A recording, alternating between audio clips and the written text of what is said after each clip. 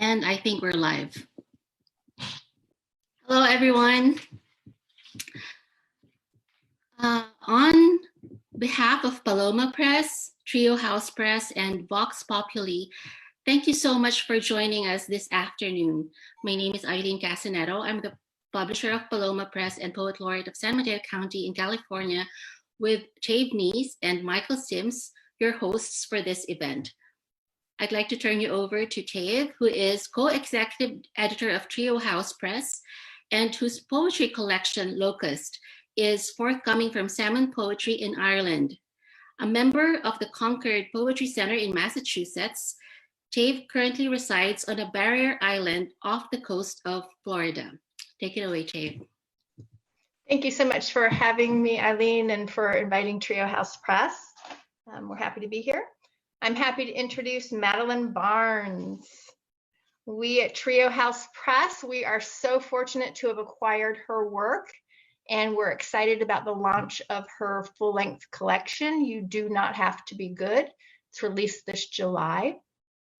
Madeleine is the author of 3 chapbooks, Women's Work, Light Experiments, and The Mark My Body Draws in Light. Her work has been featured by the Poetry Society of America, named an emerging writer by the Poetry Ireland Introductions. Madeleine serves as an editor at Cordella Magazine, a publication that showcases the work of women and non-binary creators. Welcome, Maddie. Thank you so much, Chave, and thank you for having me today. I'm so grateful to be here, and I can't wait to hear the work of my fellow readers. And I'm happy to have a Pittsburgh connection here, Michael Sims. Hi, Michael. Hi. Hello. I'm from Pittsburgh, but I live in New York, so I'm feeling pretty homesick right now. So this is great. So I'm going to read, as Chave said, from my first full-length poetry collection, You Do Not Have to Be Good. And I'm so grateful to be with Trio House Press, dream come true. So I'm going to read a few poems. The first 2 are from a section of the book called You Do Not Have to Generate Capital. And they're a mix of long-term disability questionnaire questions and found texts from astronomy magazines and my own writing. So the first one is titled, Some Answers I Wrote on a Long-Term Disability Questionnaire. Are your illnesses, injuries, or conditions related to your work in any way? I got caught up in the destructive gravity of Sagittarius A and paid the price. Are you still unable to work because of your illnesses, injuries, or conditions? If an object is moving toward us, its spectral lines shift to shorter wavelengths. If it's moving away, the lines swing to longer wavelengths. The higher the velocity, the greater the shift. Have you filed or do you intend to file for any other public disability benefits? This could happen if the ejected stars come from a stellar disk surrounded by the supermassive black hole. When do you believe your conditions became severe enough to keep you from working, even if you have never worked? We do not have a complete survey of the entire sky. However, theorists believe that the Milky Way is surrounded by a triaxial, football-shaped distribution of dark matter. You may use this space for any explanation. If you need more space, attach a separate sheet. If unknown, check unknown. How much the trajectories deviate and in what direction they do this depend on the shape and orientation of the dark matter halo. I have been here so many times before. So the second one is titled, oh, thanks, Lauren. Long-term disability form answers continued. Place of birth. I was always outspoken. Speak English? Yes. Read English? Yes. Currently married? There's a lifetime of emotions or a sense of bewilderment, something truthful about all of us, a tragic sense of existence. Have any children? You still need a telescope to resolve them from each other. Any other names used? We communicate in many ways. Our galaxy is in constant transition, overexposed in this image. Any prior marriages? Stars in our neighborhood have a lot of empty space between them. They will not collide. Diagnosed with a condition expected to end in death? Yes, but that's not the astonishing part. So, oh, thank you. I'm gonna read two last poems, and they're both title poems of sorts. So this one is titled Dreamscape with Embryo. In my dream, you were grape-sized and wanted milk. I had sparkling water, no milk bottle, but I watched you bloom. You who I might never give birth to because my life is governed by medicine. Is there a remedy? Last winter, I sat in the library as though inside the beak of a bird, reading a study on women who stopped their medications in order to become pregnant. Many terminated 1/3 of the way through, as life had become dire, unlivable. I pressed the pages flat with fingertips like kerosene. Child whom my father wants so badly to meet, should I pass on this lineage of pills, mirrors, curved spines, anxiety, postpartum, and hospital gowns to you? Would you be like me, undoing the lattice work of your body when pain splinters the nesting bowl? I would talk you through it. Once, I told my mother that being alive meant always being worried about death. I would rather be a drop in the ocean, prismatic. Ungrateful. If you weren't born, how could you be loved, she said. Must something be conscious in order to be loved? Little fleck of gold, tell me what you want. I'll clear the area, dilate, iron infused, see what I can make with blood and flesh, wait at the ruby red station of withdrawal to stop shaking, for sleep to return. I know the risks: uncontrollable crying, seizures, delirium, vomiting, tremors. Soft anonymous, let me know. You do not have to be grateful. Thanks. Thanks, guys. So the final poem is titled, You Do Not Have to Be Good. When you move away, you see how much time depends on the people you love, how much relies on the second your father returns home and hands you his suit coat, while the papers in his briefcase settle and you must recite an event from the day. Time relies on his exit from the kitchen. Time depends on the existence of the living room where he plays Greensleeves on the guitar you almost ruined. It makes me cry to understand him through the songs he taught himself. Time relies on the Casio whose tiny keys we pressed together. I guess he is my first real memory of sound. I sat in the guitar case while he restrung. He never asked what I was going to make of my life. He expected it would be exceptional, although he often faulted me for wandering away, for filling the neighbor's mailbox with water balloons. But I was raised by a man who set off cherry bombs in his neighbor's yards. Time relies on the moment he was abandoned by his parents in South Bend, Chicago. His mother occasionally left groceries on the porch. Last summer, I saw him pacing the living room, hands in his pockets. He was listening to football. He finally looked relaxed. It was exhausting to have 3 girls, a triumvirate of drama, but so much sincerity of feeling. We wrecked the house with our instruments and clothes. We overturned the calm with saxophones, flutes, cymbals, trumpets, drum machines, and talent show rehearsals. We gave him the tiny spoons at dinner. We left streaks of nail polish on his legal papers. We picked the lock on his briefcase and hid his car keys, left notes. Have a good day. I love you so much. Every note he ever left me, I kept. Have a nice day, he wrote. Be good. Thank you. Thank you so much, Maddie. Beautiful, beautiful, beautiful. I am pleased to introduce Joe Osterhaus. His book, The Short Drive Home, was the winner of the 2016 Louise Bogan Award for Artistic Merit and Excellence, and it was selected by Chard, who was our judge that year. Thank you so much, Chard. Joe is the author of 2 previous collections, The Domed Road and Radiance. Osterhaus was a scholar at Breadloaf and a Walter E. Dakin Fellow at Sewanee Writers Conference.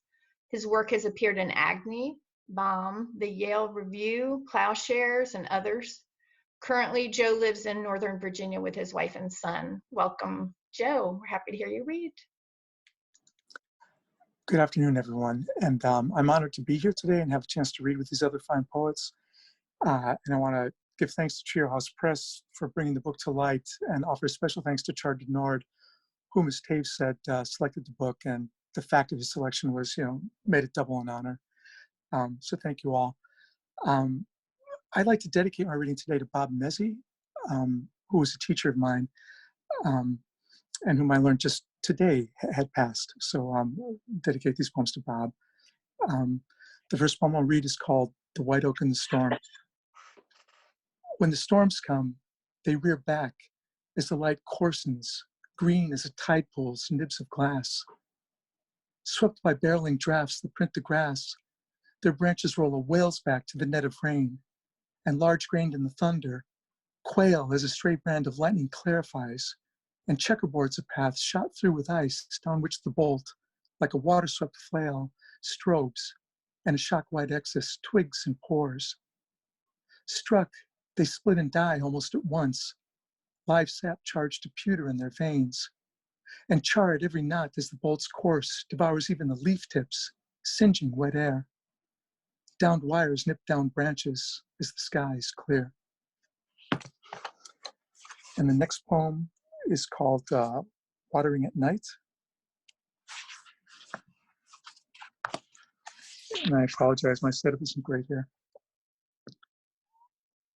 Next door, a rainbird, sprung to life, soon draws sparrows off trash cans as the nearest boughs rasp a loose downspout. Where the reels collapse, the rash lace of the water devours its scaps and sputters, loud as fry fat, on the hot walk, spotting a crooked hopscotch on the brick. From your back porch, the sprays lance through a bed to force blue perennials to kneel in mud in heavy sequence, and at your lawn's edge, tear in regular droplets on a hedge that catch light with your notice, brim and fall still shining in a dirt pile pebbled with oil. As you uncoil the hose, drab silhouettes lean in the curt clay views of satellites. Catwalk and trestle, ramp and ochre hill, now cloud-obstructed sets, now tracks that mill with shadows, men and women who stepped indoors, channel their desolations through a course of blueprints or green empties, looped with twine. As the hose gasps, reflected credits lie in a whirlpool of potpourri between 2 chairs. The wind stalls in a birch, and rained in tears freshets that score the silver in each leaf. When the wind resumes, branches lash and drive your thought from its loose footing in the dark, and ornament the rainbird's trailing arc with petals hilled in weak verticals. Their green varies as the lives crop from the mean in real time as the rainbird ticks on its stand. Who knew you'd follow such a light command?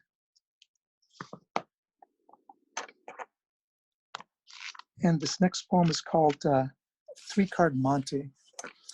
And it may be a little guilty of enacting its subject a little bit much. And very much like the 3-Card Monte dealers, it tries to flash a queen at the end.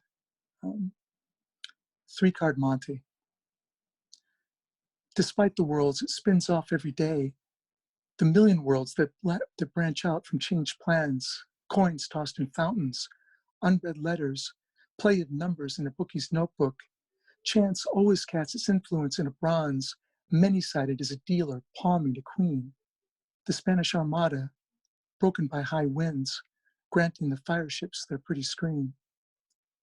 With lantern-jawed Nevada, chance affirms our difficulty with accepting just one life, that through an actuary's terms inscribes a book-lined apartment with the dust of a great reckoning, nothing will change. Or in Vegas, everything, if we allow flash pyramids their sure uses of the orange corrosions heaped at day's end on a scow. So too the tanned, white-haired receptionist, who sitting beneath a trademark, counseling many, sighed as she haloed a quick pick with a penny. If I get this, you won't see me for dust. And this next poem is called Skylight.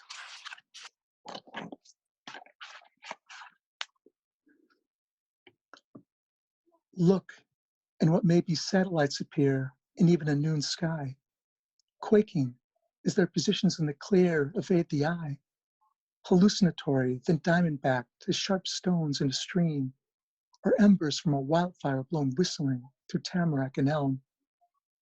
Stirred by the cloud's unlikely tenses are planted empties, park and roof chalked on grained paper, gaunt fences, accordion wire like a rough, past which thin figures halt and mill, their motions painted out, rutting a track wound on a hill, black loudspeakers instruct.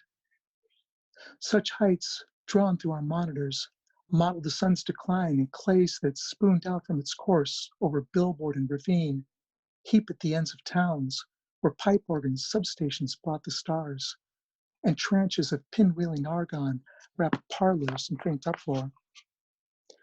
When dawn lifts discount skies off racks, container ships in rows void ballast waters that speckle the locks, pink as the bedded rows of distant canyons, ramped with fire, where tumbrils raked with smog drop lopsided rolls of razor wire coiled to bite dew from fog.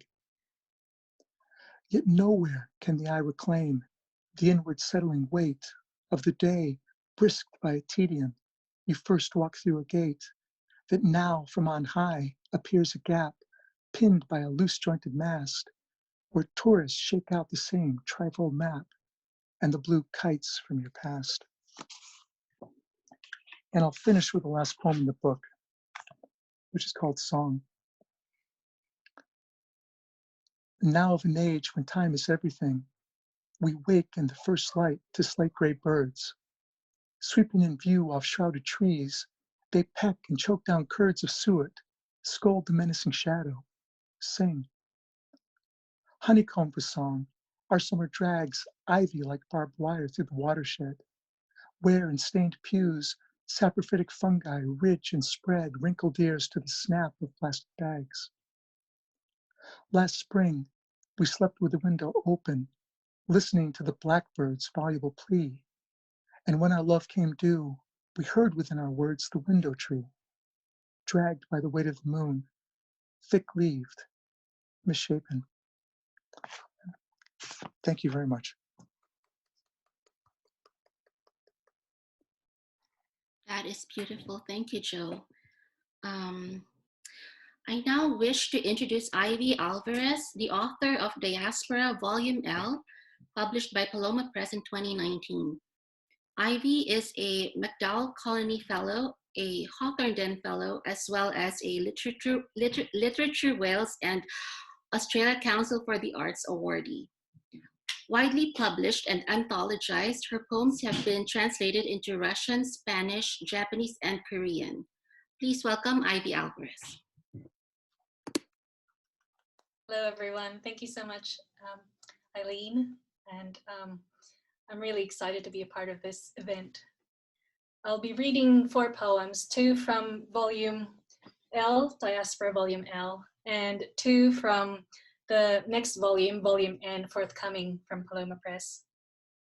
This one's called Ligaw Tingin. We conduct these games covertly, an exchange of invisible coinage, a currency still unstated, the hunger in our looks unsated. So we keep carving each feature and pore and eyelash and more into a certain fold in the brain. My gray matter is indelibly stained with you, a drop of dye in a glass of water, tinting everything. Every sense amplified to the level of prey, skittish, almost British, endangered, barely keeping the heart at bay from one's throat. We stay, we try and pay attention to what our eyes say, our tongues withhold. Filipino idiom meaning bashful courting with the eyes only, literally courting look. Ligong pato. Let's wade into shallow water. The tea-brown creek winds to the beach. Feel how warmth covers unfamiliar skin. This is the beginning of becoming archetypal. A clinical smell overwhelms the air. Perhaps I am antiseptic, impulsive, incorruptible, unbaptizable. You are preserved in amber water, darkening by the hour, turning into night. Filipino idiom meaning taking a bath without wetting the head, literally duck bath. And this one's from volume N. Nagkabuhol-buhol ang hininga. Difficulty in completing. Thought when stars fill. Fold my head and not the sky.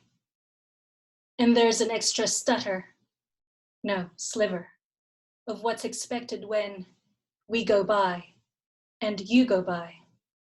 A different name lets us tie meaning one to each. And the touch has to last a lifetime of not touching. How a crumb has to feed the body all it needs. A note for a whole album of music unspooling. And I wish I could explain everything, everything.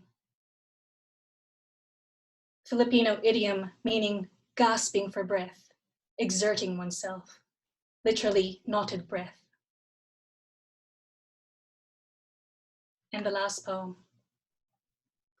Nagkatagisan ang karehong talim. I buy a bag of rank and the smell is assaultive. The difficulty is in swallowing. The difficulty is the following. The difficulty is my hunger, my reduction. It's not my fault if the sun rises in the rubbish and sets in the trash. Let's not make a hash of this. You pick through mine, consume what I refuse to acknowledge. I eat the parasites and decay. I feed my stomach fat with bloat and rot, and with what is hard to say and what is not. And the smell is not for faint heart. And I could defeat Mother Death if I had to win today. I buy my bag of the life-death situation, and I draw my knife across the day, and I chew. Filipino idiom meaning matched in strength, literally became as hard as the blade. That is truly lovely. Thank you, Ivy. I'd now like to introduce our next reader, Christopher X. Chard, author of the novel The Good Mother of Marseille and the recently released poetry collection Shield the Joyous. His stories, poems, and book reviews have appeared widely. He is also co-founder and co-editor of Kajibi, a journal of poetry and prose. Christopher teaches at the Writer's Studio. Raised in the South, he now lives and works in New York City. Please welcome Christopher X. Chard. Thank you, Eileen. It is so awesome to be in this reading. This is so much fun. Thank you for inviting me. I'm going to read 3 poems from my new book, Shield the Joyous, that Eileen and Paloma Press published earlier this month.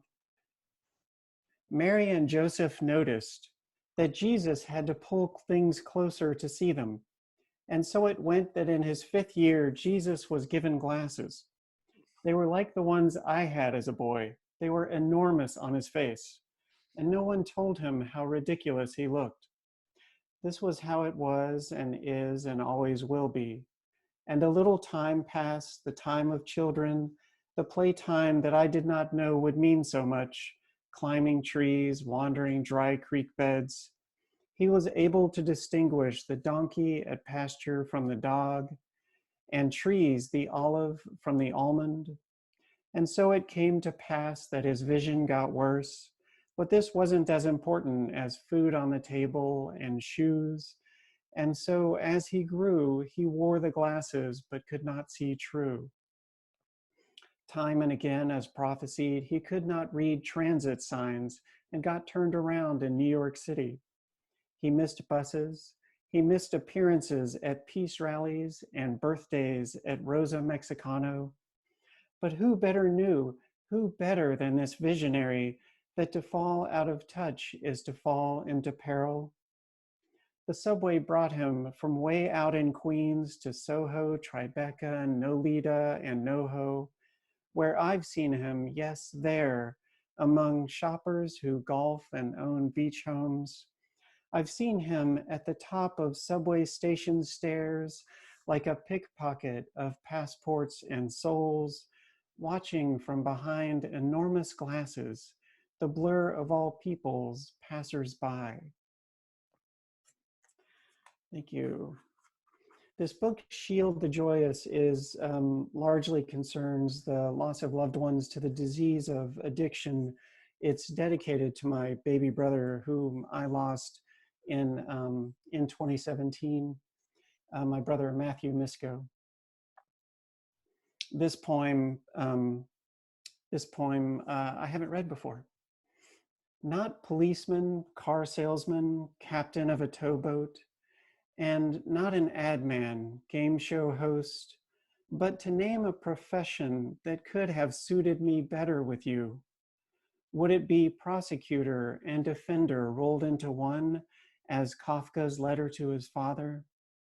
Detached with objectivity, convivial and ruthless, to put you on the stand, name your disease, then leave it to the jury. Not fishermen letting out the line, losing you to the lake. How about the defender Atticus Finch, a restrained nobility, a principled man facing an unwinnable war? Or the doctor of William Carlos Williams, glazing a red wheelbarrow beside white chickens to show you your wounds and mine, to study your chart, to prognose your disease? Instead, I was the forgiving bookie. I was trail guide with no agency, a stableman afraid of a horse kick, a carpenter with no plumb line. You were the baby Buddha, while I, ignoring the you of you, was Jesus without a good joke, to teach you and me to be nothing more, at least, than who we were.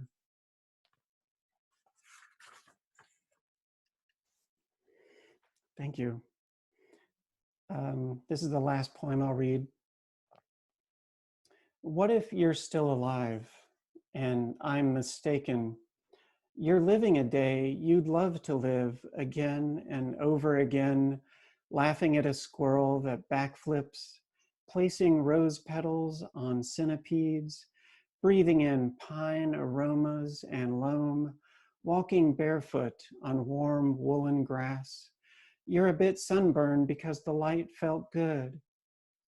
What if I'm not alive, as alone as I am, and at night your chest rises and falls, you're at home, your eyes open, thinking of campfire light on a canopy of hickory and elm, and the stars, my God, the stars, you're gathering sticks for the next fire and the next. Thank you. Beautiful. Thank you, Christopher. Now it's my pleasure to introduce Michael Sims, founder of Osterhaus Press, Vox Populi, and Coal House Review, as well as the author of 4 poetry collections and a college textbook about poetry. Michael is also a teacher, editor, and community activist. He lives with his wife, Eva, and their 2 children in the historic Mount Washington neighborhood overlooking the city of Pittsburgh. Take it away, Michael. Thank you, Eileen. I'm very pleased to be part of this. Thanks for inviting us. I'm pleased and proud to introduce 2 poets to you. First, Laure-Anne Bosselaar, a Belgian-American poet, translator, and professor. She is the author of 4 collections of poetry, most recently, These Many Rooms, published by 4 Way Books last year. She has won a number of awards for her poetry, including the Isabella Gardner Prize. And just 2 days ago, 5 Points Journal announced that Laure-Anne is the winner of this year's James Dickey Award. Congratulations.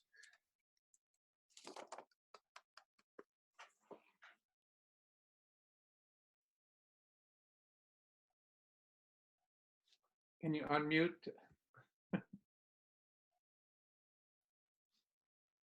Okay, thank you. Can you hear me now? Yeah. Yes.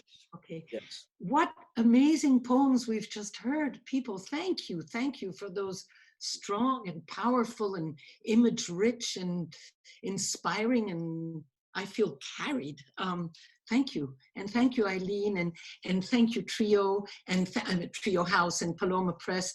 And thank you, Michael, how do you say it? Indefatigable.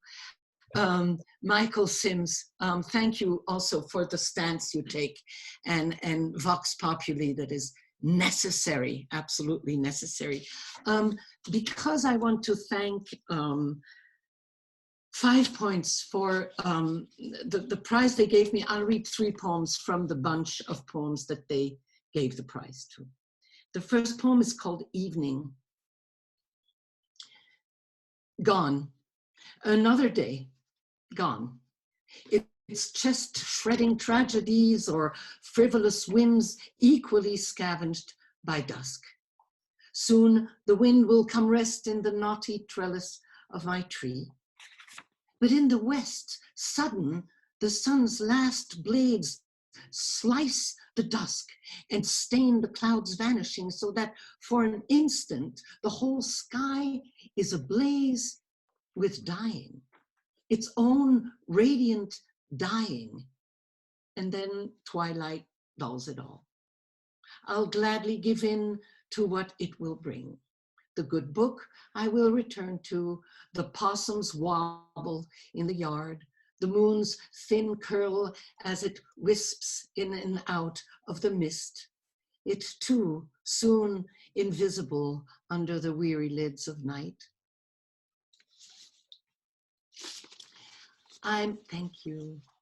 I'm lucky to live very close to the ocean, the Pacific Ocean, and close to a beach that, when it's not invaded by the smells and the loud tourists, is filled with birds that are called godwits. Now, who wouldn't want to write a poem about godwits, you know? So I decided to give it a pantoum. Godwit Beach. How appeased they are today, those waves, limpid, crowning, shoulder to shoulder. Old lovers come to linger on these sands, companions of furious storms and Pacific languors. Limpid, crowning, shoulder to shoulder, like us, love. They remind me of us, those tides. Companions of furious storms and Pacific languor, we walked a while along these limestone cliffs. Like us, love, they remind me of us, those tides. Remember, it was late in the afternoon. We walked a while along these limestone cliffs under the silver ghosts of eucalyptus trees. Remember? It was late in the afternoon. We said, yes, yes, this is where we belong, isn't it? Under the silver ghosts of eucalyptus trees, as the day blushes so frankly there, way in the west. We said, yes, yes, this is where we belong, isn't it? Old lovers come to linger on these sands as the day blushes so frankly there, way in the west. How appeased they are today, those waves. Thank you. And the last poem is called Parentage. Parentage.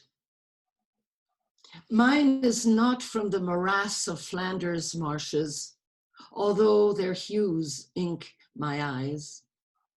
Not from a mother, her head spun always away. Nor from convent walls or kisses that I hid, head bowed inside my childhood palms to quiet longing, such longing. But from a Flemish farmer once, who held my face in both hands to kiss my brow for no more than a second, that brief, but with such will and tenderness that I can now lift my head far back to read the clouds. I'm from the ocean's melancholy, dragging its anchors back and forth, never quiet, never still, waves so restless they cannot mirror the moon. I'm from those waters, those ebbings. From the 2 wedding bands on my finger, from them too, and from every book I ever held, my shelved provenance, language womb, and sail. Thank you. Thank you very much. That was so beautiful. Thank you. Thank you very much. Our last reader today is Chard deNiord. Chard earned a Master of Divinity from Yale and an MFA from the Iowa Writers Workshop, a co-founder of the New England College MFA program in poetry and a former poet laureate of Vermont. Chard is the author of 6 collections of poetry, most recently, In My Unknowing, just released a few months ago by the University of Pittsburgh Press. Chard, I've never heard you read before. I've been looking forward to this. Thank you. Well, thank you, Michael, and thank you, Eileen, for organizing this reading. It's wonderful reading here with Tabe, Christopher, Joe, Eileen, Madeleine, and Laure-Anne. It's a great pleasure, and I'm so happy you've organized all of these wonderful poets today to read to the world. I'm going to read 3 or 4 poems, but I'd like to start with these lines from Gilgamesh. I think they're very timely.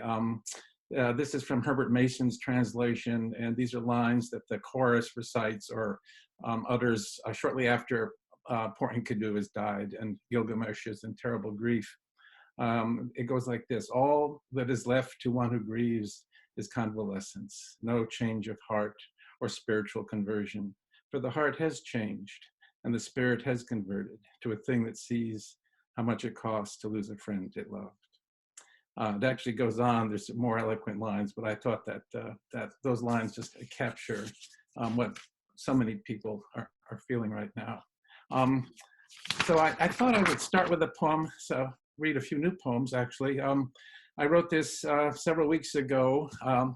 I was hearing all these reports on the radio and in newspapers. I read this line in Der Spiegel, not in the German, it was translated. He died alone and he will be buried alone. So many folks are experiencing these tragic deaths without their beloveds at their side. And I was trying to imagine what the terrible grief and trauma that would be. So I wrote, I tried to imagine being in that situation. And this is called Last Goodbye in the Time of Corona. The darkness arrived without your voice or touch, my love. And yet I heard your voice and felt your hand in mine. Nothing in the end, not even death, can loose my grip from yours. What can I say that echoes here and beyond? Just this: you were always so contagious, dear, my hazelnut, my vast. But unlike this germ, you infected me with a love that made me better than well, that was a gift of bliss I didn't deserve. So take these words that are not mine, but the ones you gave me in the silence of this room, and I return. You were there, I tell you. You were there as well, right now. No absence, yours or mine, can fill itself with itself anywhere, when to have loved as we did love, if only for a time. Thank you. So I'm going to read an ocean poem too, Laure-Anne. I live in Vermont, but I visit my daughter in San Francisco, and she often takes us on tours all over California. She took us to Point Reyes, which is just north of San Francisco. And I fell in love with the lagoons there and the ocean, which is really so different from the Atlantic over here. But so I wrote this poem called "The Tiny Silver Fish at Point Reyes." I sat for an hour watching 10,000 tiny silver fish wriggling in Abbott's Lagoon, talking to the dunes, calling their bluff, reading everything that came to mind into their vast blank face. How smug and doomed I felt at the same time, but also wise, which seemed ridiculous if true at the same time, in the way truth feels when it's gone too long without a look or nod, as an inscrutable script in the sky. And now the tiny silver fish were swimming like checks in every direction they turned. What was I to think other than they approved, other than they were only yeses to whatever I was imagining about the forms my thoughts were taking as so many beautiful affirmative beings in the world? Down at the beach, giant waves were crashing. I sang to myself out of the blue to a nursery rhyme that had gotten stuck in my head.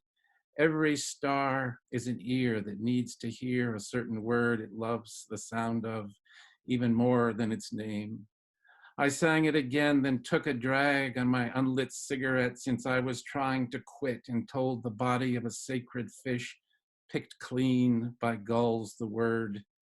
Can you guess? Sweet mackerel, sweet bass, sweet halibut, my love, I asked. I'll give you a clue. It rhymes with you.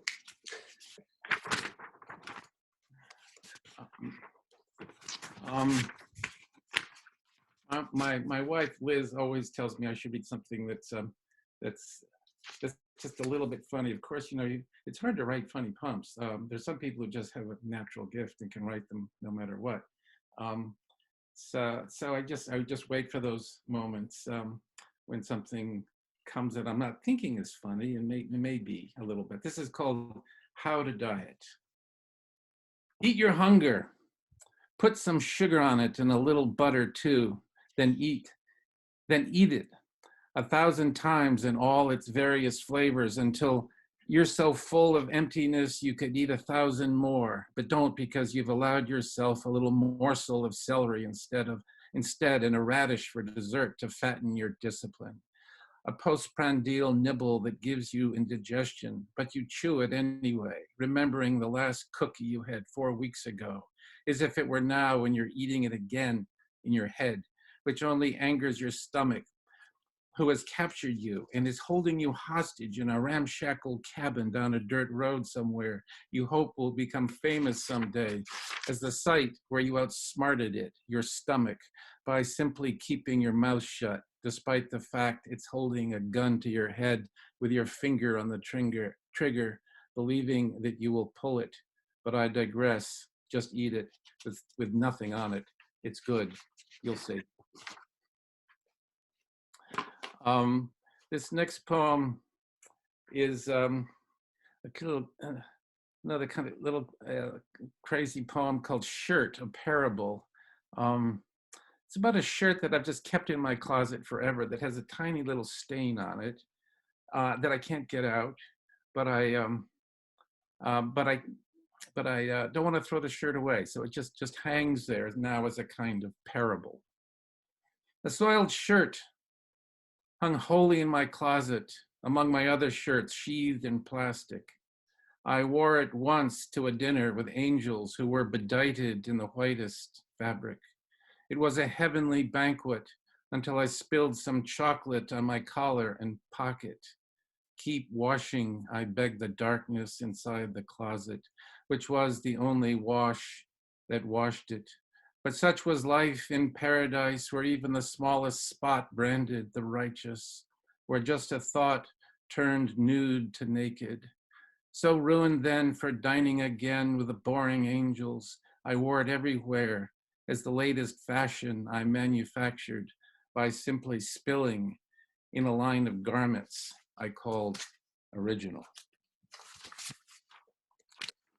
Thank you. I'm going to read just a few more. This is from this new book called In My Unknowing, which has this lovely lizard on the cover. I think I'll read this one again. It's another grief poem called "Grief is the River with a Foreign Name," and it's got an epigraph here from George Herbert. My grief hath need of all the watery things. Grief is the river with a foreign name that floods your heart with sodden things that float away, but then return, pulling you in with a musical force you can't resist, for the songs inside the things that mean everything to you but nothing to anyone else.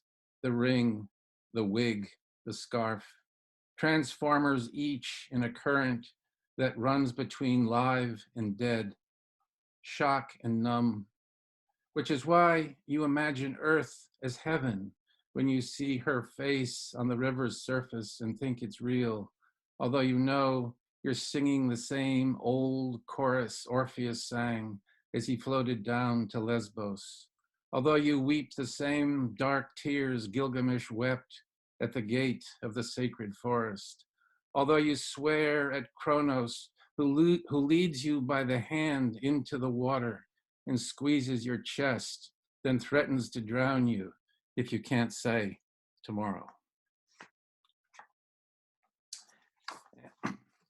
And I'll end with this one. There's a line in here from that famous old English poem, Earth to Earth, in the last line. You know that line, earth with ill? That's the phrase from that wonderful old lyric about the bittersweet of the earth. I wept with joy above the river. I wept with joy above the river. I wept with sorrow above the river. My tears were clear, both sweet and bitter.